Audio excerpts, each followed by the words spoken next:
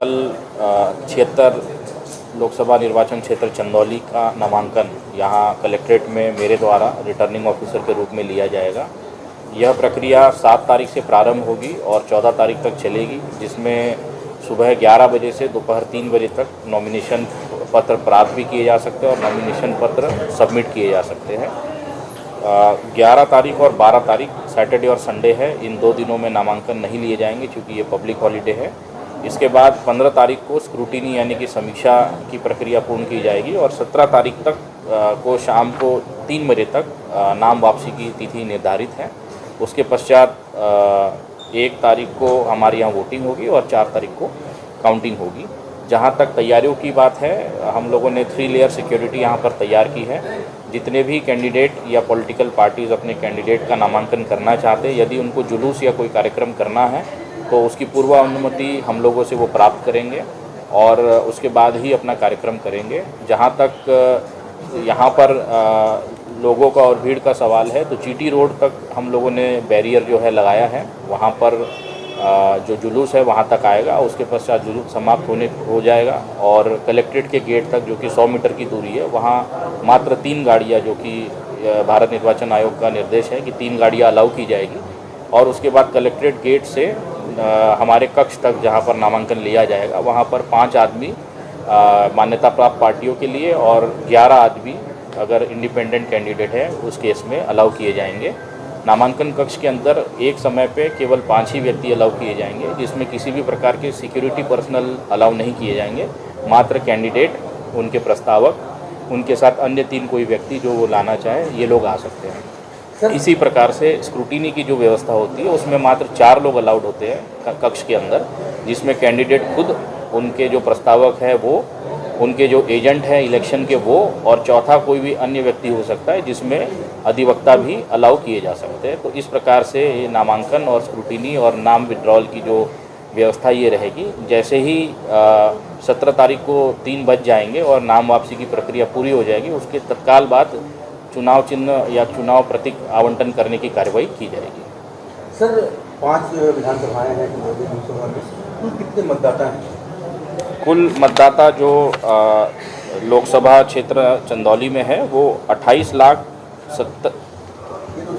Population हो गया, sorry 18,31,447। ये रिपीट कर दीजिएगा, कुल कितने मतदाता हैं लोकसभा? 18,31,447। ये जो फिगर है ये 23 जनवरी 2024 का है। उसके बाद सतत पुनरीक्षण का कार्यक्रम चल रहा है और नामांकन का अंतिम दिन यानी कि 14 तारीख तक नाम जोड़ने की व्यवस्था है। उसके बाद हम लोग इस लिस्ट को फ्रीज कर देंगे और जो फाइनल लिस्ट है वो हम लोग 15 तारीख के बाद, 15 तारीख को या 15 तारीख के अगले दिन में हम लोग इसको पब्लिश करेंगे, जिस वक्त ये नंबर और भी अपडेट होगा, जिसकी फिगर भी सब्सिक्वेंटली प्रेस कॉन्फ्रेंसेस में आप लोगों को हम लोग उपलब्ध कराएंगे। सर, ईवीएम्स को कहाँ रखा जाएगा, किस तरह से इंतजाम किए गए हैं? ईवीएम्स की सिक्योरिटी के लिए क्या इंतजाम किए गए हैं? जितनी भी पोल्ड ईवीएम्स रहेगी, यानी कि मतदान के अंतर्गत जो भी ईवीएम्स यूज़ की जाएगी, ये सभी ईवीएम स्ट्रॉन्ग रूम में मंडी समिति में चंदौली में रखी जाएगी। वर्तमान में प्रथम रैंडमाइजेशन सभी पॉलिटिकल पार्टीज की उपस्थिति में 1 तारीख को हमने किया था, जिसके पश्चात हमारी जो ईवीएम्स है उनका विधानसभा क्षेत्रवार आवंटन हो चुका है। उसके बाद हम लोगों ने सभी ईवीएम्स को विधानसभा क्षेत्रवार बांटकर उनको सुरक्षित तौर पर स्ट्रॉन्ग रूम में शनिवार के दिन पॉलिटिकल पार्टीज़ की उपस्थिति में सील कर दिया है।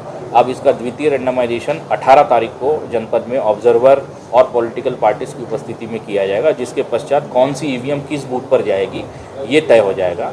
प्रथम रैंडमाइजेशन के बाद जो लिस्ट थी उसको हमने सभी पॉलिटिकल पार्टीज़ को भी दे दिया है, साथ ही साथ जनपद की वेबसाइट पर भी डिस्प्ले कर दिया है, तो कोई भी आम नागरिक भी जाकर लिस्ट को देख सकता है। इसी प्रकार से जब फाइनल हो जाएगा कि ईवीएम्स कौन सी कहाँ जानी है, ये लिस्ट भी हम लोग हमारी जनपद की वेबसाइट पे डाल देंगे। इसमें एक बात और जोड़ दूँ, ऐसी ईवीएम्स जो हमारे पास एक्स्ट्रा थी, ख़राब थी या ट्रेनिंग के लिए यूज़ की जानी है या की गई है, वो ईवीएम्स को रखने की व्यवस्था कलेक्ट्रेट में ईवीएम का नया वेयर हाउस भारत निर्वाचन आयोग के फंड से बना है, वहाँ पर उसको सुरक्षित तौर पर रखा गया है।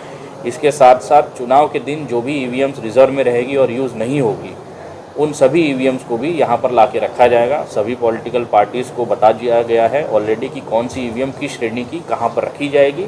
साथ ही साथ सभी स्ट्रॉन्ग रूम्स में हम लोगों ने सीसीटीवी की व्यवस्था पुलिस और पीएसी की जो व्यवस्था आयोग के मानक अनुसार है उसको कर दिया गया है। पॉलिटिकल पार्टीज क्योंकि रहते हैं वहाँ पे उस टाइम, हालांकि अर्ली है सवाल, लेकिन उनके लिए व्यवस्था की जाएगी कि वो जिस तरह से निगरानी रखते हैं। जी, आयोग का निर्देश है कि पॉलिटिकल पार्टीज जैसे भी जिस भी तरीके से निगरानी रखना चाहती है वो रख सकती है।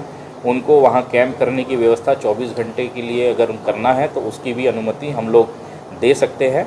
और साथ ही साथ जो भी निरीक्षण प्रतिदिन हमारे द्वारा किया जाएगा, एक बार मत पड़ जाए उसमें भी वो लोग शामिल हो सकते हैं और अपना जो भी संशय है या अपने जो भी उनको और भी कोई व्यवस्था चाहिए तो वो भी हम लोग करा सकते हैं। एक प्रश्न है कि आम चुनाव में जैसे पैसा या खाद्य पदार्थ हर एक राजनीतिक दल, चाहे वो कोई बड़ा दल हो छोटा दल हो, बांटने की शिकायत हमेशा गाँव में आती है, उसके लिए आप लोगों ने कोई व्यवस्था कर रखी है? जी, ये बहुत अच्छा सवाल है। इसमें चुनाव आयोग कटिबद्ध है कि किसी प्रकार से भी धन बल या बाहुबल से चुनाव को प्रभावित न किया जाए। इसके लिए अलग अलग प्रकार के मैकेनिज़्म तैयार किए गए हैं। सबसे पहले एक सी विजिल ऐप आयोग द्वारा लॉन्च किया गया था पूर्व के चुनावों में, और वो बहुत ही कारगर ऐप है। उस पर कोई भी व्यक्ति, कोई भी आम व्यक्ति, कोई भी राजनीतिक दल या कोई भी अधिकारी भी जाके अपनी शिकायत दर्ज कर सकता है। वो आदर्श आचार संहिता का किसी भी प्रकार का उल्लंघन हो तो उसको डील किया जा सकता है। इसके साथ साथ हमारी हेल्पलाइन नंबर भी प्रसारित है। उन हेल्पलाइन नंबर्स पर भी कोई भी फ़ोन कर सकता है, शिकायत कर सकता है। इसके अलावा हम लोगों ने जनपद में स्टैटिक सर्विलांस टीम्स, जितने भी जनपद में आने वाले मार्ग हैं बाहर से और यहाँ से बाहर जाने वाले मार्ग हैं, उन पर स्टैटिक सर्विलांस टीम भी लगाई है। और प्रत्येक विधानसभा में हम लोगों ने फ्लाइंग स्क्वाड्स भी लगाए हैं। तो किसी प्रकार की कोई शिकायत यदि प्राप्त होती है तो तत्काल इन टीम्स द्वारा वहां अप्रोच किया जाता है और जो उसकी जांच जो है की जाती है। चुनाव प्रचार को लेकर प्रत्याशियों क्या निशाने कैसे चुकी देर रात चुनाव प्रचार करते हैं तो उसको लेकर इसमें सुप्रीम कोर्ट की गाइडलाइंस है कि अगर किसी प्रकार से भी लाउड स्पीकर का यूज़ किया जाना है तो वो रात को 10 बजे तक ही किया जा सकता है। तो ये एक साधारण गाइडलाइन है जो हर समय लागू रहती है। इसका ध्यान रखा जाना होगा। इसके साथ साथ हम लोग जो परमिशन सप्लाई करेंगे तो उसमें भी समय का ये ध्यान रखेंगे कि ये जो गाइडलाइंस है सुप्रीम कोर्ट की और भारत निर्वाचन आयोग की, इसको पूरी तरीके से फॉलो किया जाएगा।